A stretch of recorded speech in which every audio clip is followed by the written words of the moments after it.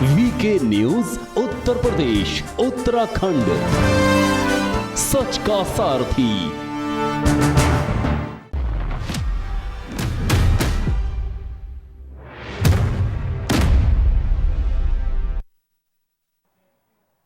तो नमस्कार, ब्रेक के बाद आपका स्वागत है। सवाल देश का है में आज बहस हो रही है लखीमपुर खीरी किसकी साजिश, और क्या सरकार की हीला हवाली की वजह से ऐसे आंदोलन आग में तब्दील हो रहे हैं, और क्या उस आग में विपक्ष तेल डालकर सियासी रोटियां सेकने की कोशिश कर रहा है।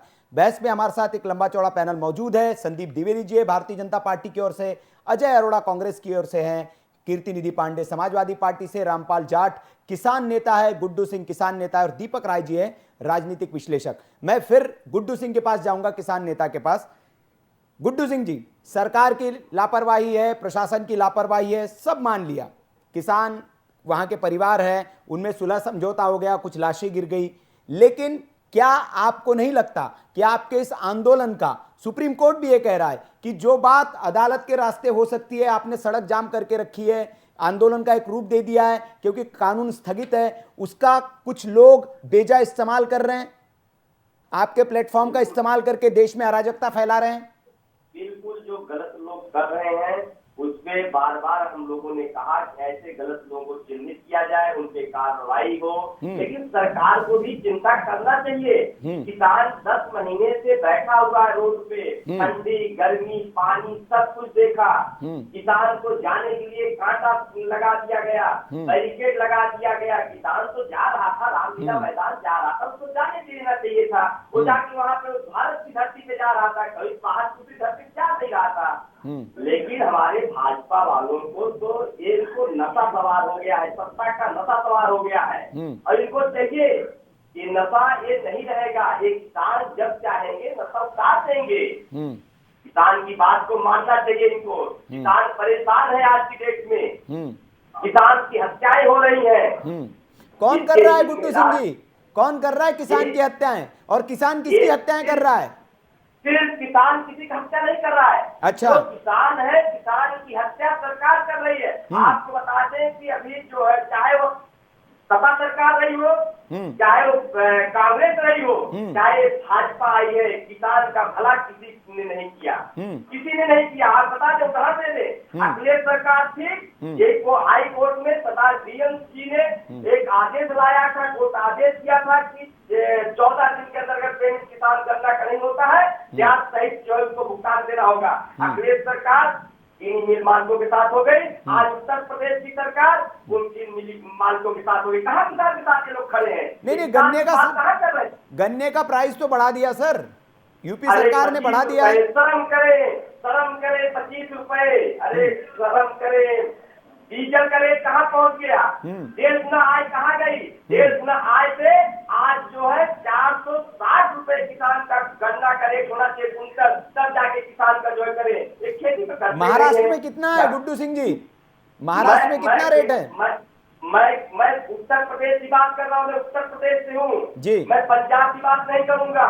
मैं उत्तर प्रदेश का किसान हूँ, मैं खेती करता हूँ, आज मैं गन्ने की खेती करता हूँ, गेहूं की खेती करता हूँ, धान की खेती करता हूँ। नहीं, मेरा सवाल इसलिए था ये गुड्डू सिंह जी, क्योंकि किसान नेता हैं आप, किसानों के लिए आंदोलन कर रहे हैं कई लोग, लेकिन महाराष्ट्र में गन्ने का रेट 200 रुपए के आसपास है, यहाँ 360 के आसपास है, वहां आंदोलन क्यों नहीं हो रहा? बस इतना सा सवाल है मेरा। मतलब वहां की सरकार पर दबाव बनाना चाहिए कि गन्ने का रेट आप बढ़ाइए। राकेश टिकैत जी वहां जाते ही नहीं है आपके नेता। हम उत्तर प्रदेश की बात कर रहे हैं जी। हमारे प्रधानमंत्री जी ने कहा था, अपने चुनावी घोषणा ने कहा था 14 दिन के अंदर अगर किसानों का पेमेंट नहीं हुआ तो ब्याज सहित पेमेंट कराऊंगा। आज कहाँ गया वो 14 दिन का? करोड़ रुपए का किसानों का पैसा बकाया हुआ है। किसानों को जो कर्ज लिया है, किसान की वसूली की जा रही है, किसान की आर्थिक काटी जा रही है, और किसान का पैसा मीन मालिक दबा के बैठे हुए हैं।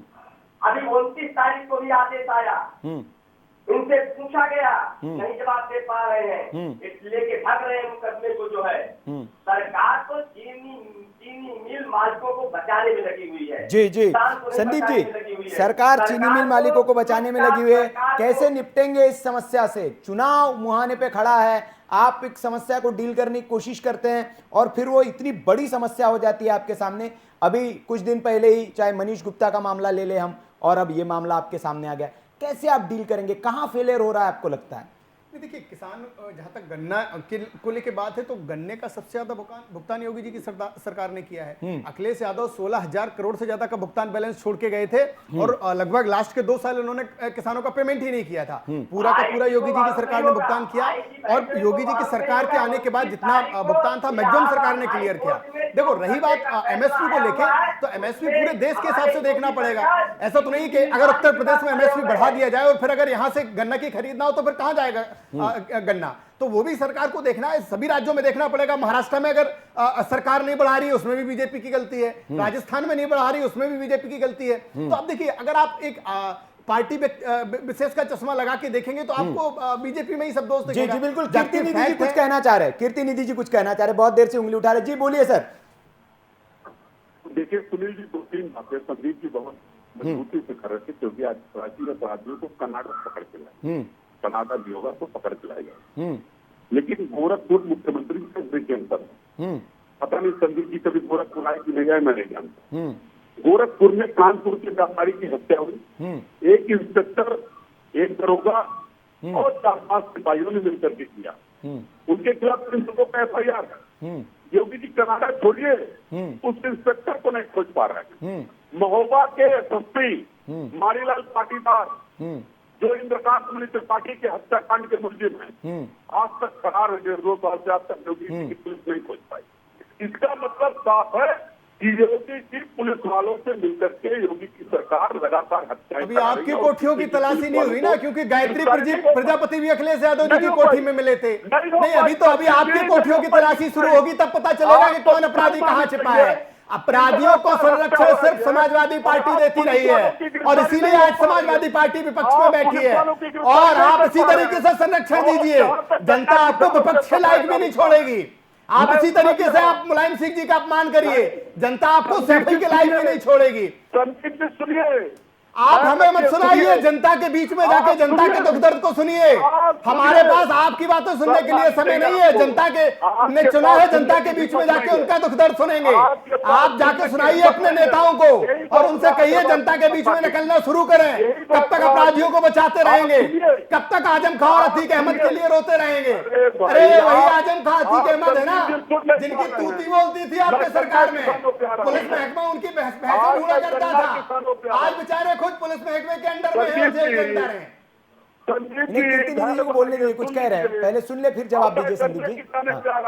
जी, मैं गन्ना किसान से आ रहा हूँ जी। भारतीय जनता पार्टी ने अपने संकल्प पत्र में कहा था कि गन्ना अखिलेश यादव कितना एक मिनट इनको बोलने दीजिए, इतना बता दीजिए। आप गन्ना किसानों का ही जिक्र कर रहे हैं तो संदीप जी एक मिनट बोलने दीजिए, मैं आपको मौका दे रहा हूँ जवाब देने का। हाँ बोलिए बोलिए कीर्ति निधि जी। मैं कह रहा हूँ कि जिस तरीके से भारतीय जनता पार्टी ने अपने संकल्प पत्र में लिखा था कि सरकार बनने से किसानों के गन्ना किसानों का भुगतान 100 दिन के अंदर कर देगी। आज 4.5 साल बीतने के बाद भी 15,000 करोड़ रुपए से ज्यादा किसानों का बकाया है और संदीप जी को कर नहीं आती। ये संदीप जी लगातार हमला करें।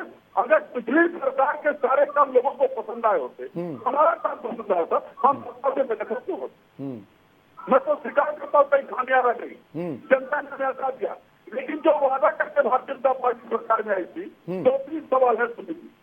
एक तो इंस्पेक्टर जगत नारायण सिंह नहीं खोज पा रहे लोग, जो गोरखपुर में मीर कुत्ता का हत्यारा, महोबा का मारीलाल पाटीदार IPS नहीं खोज पा रहे हैं। और जो 100 दिन में गन्ना किसानों के भुगतान का वायदा था वो आज 15,000 करोड़ बकाया है। ठीक है संदीप जी से इसका मैं जवाब लेता हूँ, बताइए आप बोलिए संदीप जी। देखिए, मुझे लगता है कि या तो समाजवादी पार्टी के लोग जानबूझ के पढ़ते नहीं है या जानबूझ के मैं आ रहा हूँ। ये कीर्ति निधि पांडे जी भी जानते हैं कि अखिलेश यादव की सरकार का जो बकाया था 16,000 करोड़ से ज्यादा, वो प्लस उस साल का जो बकाया था पूरा का पूरा सरकार ने पेमेंट किया था। और ये जो बकाया है ये अभी पिछले साल का, इसमें भी मैक्सिमम भुगतान हो गया है। अभी आप जो 15,000 16,000 करोड़ का आंकड़ा दे रहे हैं, केवल 2,000 करोड़ बकाया है, उसमें भी सरकार भुगतान का आदेश जारी कर चुकी है। अब आप कौन सी जानकारी लेके बैठे हैं, आप ही जाने। किसान भी तैयार है, नौजवान भी तैयार है, व्यापारी भी तैयार है। सरकार अरे किसान भी तैयार है, व्यापारी भी तैयार है गुंडों और अपराधियों को सबक सिखाने के लिए और उनके आकाओं को सबक सिखाने के लिए जो संरक्षण देते हैं। जी जी जी, मैं आऊंगा। अजय जी कुछ कहना चाह रहे हैं, फिर किसान नेता के पास मुझे जाना है। आप दोनों की बहस से परे अजय जी बोलिए, कुछ कहना चाह रहे हैं आप? कांग्रेस से अजय अरोड़ा जी कुछ कहना चाह रहे हैं। सुनील जी, मैं गन्ना भुगतान की बात नहीं करूं जी।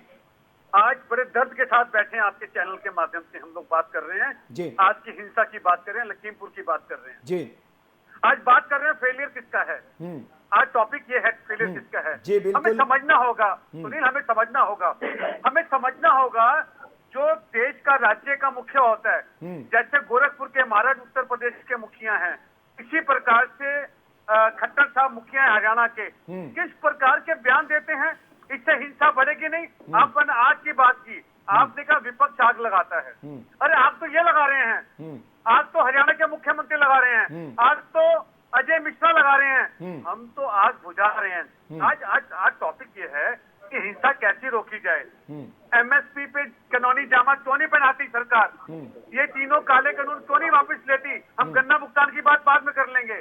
जो हमें इमीडिएट समस्या है, जो समस्या सामने दिख रही है, धरती पुत्र को 300 दिन से ऊपर ज्यादा हो गए, आज आंदोलन करते 300 दिन से ज्यादा ऊपर, सर्दी गर्मी बरसात, किस प्रकार से इनकी शहादत हुई, कितने किसानों ने दम तोड़ दिए, ये कोई नहीं अजय देख जी रहा। मामला सुप्रीम कोर्ट में है। सुप्रीम कोर्ट ने भी ये कहा है कि मामला जब हमारे पास है तो सड़कों पर बैठने का क्या मतलब, अराजकता करने का क्या मतलब, ये सुप्रीम कोर्ट भी पूछ रहा है। और इसीलिए सवाल हमारा है कि विपक्ष के नाते आपको तो किसानों को समझाना चाहिए। भारतीय जनता पार्टी के बीच में हम नहीं बोले, इनकी संस्कृति, इन्हें सभ्यता नहीं है, इन्हें डिबेट की सभ्यता नहीं है, किस प्रकार से बीच में बात नहीं करते। अरे अरोड़ा जी कौन बोल रहा है, पहले ये तो सुन लीजिए। आप इतना भी धैर्य नहीं है कि किसने क्या पूछा है, ये तो सुन लेते आप कि बस भाजपा पे ही आरोप लगाने हैं। मतलब अगर कोई पत्रकार भी आपसे कुछ से पूछ ले तो भाजपा बीच में बोल रही है। अरे ये फोबिया कब जाएगा, ये डर कब जाएगा आपके अंदर से? बोलने दीजिए, आप शिष्य हैं, आप स्टूडेंट है, स्टूडेंट अभी ठीक है, आप स्टूडेंट है अभी। हम स्टूडेंट है या शिक्षक है आप छोड़िए, लेकिन आप कम से कम इतना तो सुन लेते कि एक पत्रकार ने सवाल पूछा है, हमने सवाल पूछा। आप भारतीय जनता पार्टी को स्टूडेंट बता रहे, लेकिन स्टूडेंट बाजी मार जा रहा है, गुरु फेल हो जा रहा है हर जगह। आप इनको स्टूडेंट बता दे रहे हैं, लेकिन स्टूडेंट आपको तो फेल कर देगा हर जगह। आप व्यक्तिगत हो रहे हैं, कभी समाजवादी से व्यक्तिगत होते हैं, कभी किसान से व्यक्तिगत होते हैं, आप तो व्यक्तिगत अजय जी हम किसी से व्यक्तिगत नहीं होते हैं। हम प्रियंका जी की उस एम्बुलेंस से व्यक्तिगत होते हैं जो टुकड़े टुकड़े गैंग का पेट्रोल भर के लखीमपुर खीरी पहुंच जाती है आग बुझाने के लिए। चलिए मैं दीपक जी के पास आऊंगा। दीपक जी बहुत वक्त से सुन रहे हैं, लंबे वक्त से सुन रहे हैं सभी सियासी दलों को। दीपक जी इस फैसले पर आते हैं। अजय जी आ रहा हूं, मैं आपके पास आ रहा हूं मैं। दीपक जी राजनीतिक विश्लेषक हमारे साथ बैठे हुए, लंबा अनुभव है इनका, आंदोलनों को इन्होंने कोई देखा है और कांग्रेस को भी देखा है, भारतीय जनता पार्टी को भी देखा है, सपा को भी देखा है। दीपक जी जिस तरह की सियासत हो रही है, हम फिर वहीं पर आ रहे हैं। मैंने हालांकि वो सवाल पूछ रहा, आपने कहा कि निश्चित तौर पर सरकार, इसमें सरकार का फेलियर है, बड़ा फेलियर है। मैं ये कहना हूं जिस तरह से आज राजनीति हुई, दिन भर हमने देखा, और सरकार की दूसरी तरफ भूमिका करे, किस तरह सरकार ने इस मामले को सिमटाने की कोशिश की, इसको सुलझाने की कोशिश की, क्या इसमें आप देख पा रहे कि जिस तरह से भारतीय जनता पार्टी ने सवाल किया कि कांग्रेस की सुनियोजित साजिश लगती है, क्या आपको लगता है कि ये जो घटना है लखीमपुर में हुई, किसानों के नाम पर किसी ने इसका इस्तेमाल किया है, इस प्लेटफॉर्म का इस्तेमाल किया, और किसकी साजिश आपको लगती है इसके पीछे? जी आपने सही कही। देखिए केवल राजनीति हो गई है, अगर 9 लोग मरे हैं तो जिसको जिसको अपना इंटरेस्ट है उन चीजों को उठा ले रहा है। आप देखिए अभी किसान नेताजी जो बोल रहे थे कि नहीं अजय मिश्रा को रिजाइन कर देना चाहिए, योगी को रिजाइन कर देना चाहिए, तो आप राजनीति की लैंग्वेज क्यों बोलते हैं? आप किसान की लैंग्वेज क्यों नहीं बोलते हैं? क्यों नहीं आंदोलन की लैंग्वेज बोलते हैं? आप ये बताइए ना कि इस आंदोलन कैसे खत्म किया जाए? आप कानून को मानते नहीं। आपको सुप्रीम कोर्ट ने बोला कि आप जब ये मामला कोर्ट में आ गया है तो फिर आप सड़कों पर क्यों हैं? तो एक तरह से आप मतलब कानून के विरुद्ध ही तो काम कर रहे हैं। दूसरी तरफ जहां सपा और कांग्रेस की बात है, वो कहते हैं किसानों के साथ। मैं आऊंगा कीर्ति जी आपके पास, आ रहा हूं। दीपक राय जी कुछ कह रहे हैं, सुन लीजिए, मैं आ रहा हूं आपके पास कीर्ति जी। नहीं मैं आ रहा हूं। सर सुनिए तो आप पहले आप सुनिए तो। देखिए आप कहते हैं किसान आंदोलन के साथ है ना, तो कोई घटना घटती तब क्यों जाते हैं? जब घटना घटती तब क्यों जाते हैं? क्यों नहीं आप 8 महीने से बैठे रहे उनके साथ? आप क्यों नहीं 8 महीने से बैठे रहे? और सबसे बड़ी चीज है, आप जो लोग मरे हैं, तो जो नहीं आप जो लोग मरे हैं, आप जो सुनेंगे नहीं दीपक जी, कीर्ति सुनेंगे नहीं। मैं कीर्ति जी को देखिए, कीर्ति जी राजनीतिक विश्लेषक हो, वरिष्ठ पत्रकार हो, मीडिया हो, ये राजनीतिक दलों के लिए आईना होते हैं सर। आईना आपको देखना चाहिए और आईना आपको वही दिखाता है जो आप हैं, तो उसको आपको एक्सेप्ट करना चाहिए, उसमें सुधार की कोशिश करनी चाहिए। आप सवाल उठाने लगते। कीर्ति जी आप बोलिए अब। मैं कह रहा हूँ कि अन्याय और अत्याचार के खिलाफ लड़ना सीखे, बोलना चाहिए, सच बोलना चाहिए। क्या इतने किसान मर गए, पत्रकार मर गया, भारतीय जनता पार्टी का कार्यकर्ता मर गया, सरकार का फेलियर हुई और सरकार फिर इसका इस्तीफा नहीं मांगना चाहिए उससे? मैं बोलूं? जी दीपक जी जवाब दे दीजिए, फिर समय कम है। सबसे मैं फाइनल कमेंट। कीर्ति जी कुछ कह रहे दीपक जी। जी पांडे जी आपने सही बोला कि सरकार के खिलाफ आवाज उठाना चाहिए। हम लोग भी वही चाहते हैं, जनता भी चाहती है कि विपक्ष जल रहे हैं, जो सड़क पे किसानों के बीच आए, तो मरने के बाद क्यों जाते हैं ना? मैं तो यही बोल रहा हूँ। जी चलिए समय कम है, मैं अजय जी के पास जाऊंगा कांग्रेस से। अजय जी फाइनल कमेंट, अंतिम कमेंट आपसे। आपको समाधान क्या नजर आता है? क्या आपको नहीं लगता है कि किसानों को सुप्रीम कोर्ट ने जैसे कहा है कि धैर्य रखना चाहिए, घर चले जाए, वहां इंतजार करें, सुप्रीम कोर्ट इस पर फैसला देगा, अदालत में मामला है और कानून तो फिलहाल स्थगित है ही, इस पर राजनीति बंद होनी चाहिए? सुनील जी जहां तक भारत की लोकतांत्रिक व्यवस्था है, देश चलता है संविधान से और संविधान के अंदर पूरे लोकतांत्रिक व्यवस्था भारतवर्ष की। और जब से हमारे भारतीय जनता पार्टी सरकार में आई है और खास करके उत्तर प्रदेश में, मैं कहना चाहूंगा, घर को जला दिया घर के चिराग ने। इन्होंने जिस प्रकार से ज्वलनशील मुद्दा किया और आज मैं डिबेट समाप्ति की ओर है सुनील जी, जिनकी हिंसा में मृत्यु हुई, उनको मैं श्रद्धा सुमन अर्पित करता हूँ अपनी तरफ से, कांग्रेस पार्टी की तरफ से, कांग्रेस परिवार की तरफ से। और मैं आशा करता हूँ और अपील करता हूँ उत्तर प्रदेश सरकार से, गोरखपुर के महाराज जी से, देश के गृह मंत्री अमित शाह जी से, देश के प्रधानमंत्री नरेंद्र मोदी जी से मामला सुन लिए। बहुत बहुत शुक्रिया अजय जी और तमाम मेहमानों का। समय की कमी है, मैं माफी चाहूंगा और उम्मीद करता हूं कि आप सब लोग सच्ची श्रद्धांजलि किसानों को देंगे। जो किसान वहां मारे गए हैं, जो भारतीय जनता पार्टी कुछ कार्यकर्ता मारे गए, एक पत्रकार की भी जान चली गई, तो मैं उम्मीद यही करता हूं कि सच्ची श्रद्धांजलि उन्हें यही होगी कि इस तरह की अराजक घटनाएं आगे न हो और इस आंदोलन के नाम पर जो अराजकता हो रही, जो प्लेटफॉर्म आपका इस्तेमाल हो रहा है, उस पर आप रोक लगाएं। और सुप्रीम कोर्ट ने भी यही कहा है कि इस आंदोलन को आपको खत्म कर देना चाहिए, क्योंकि मामला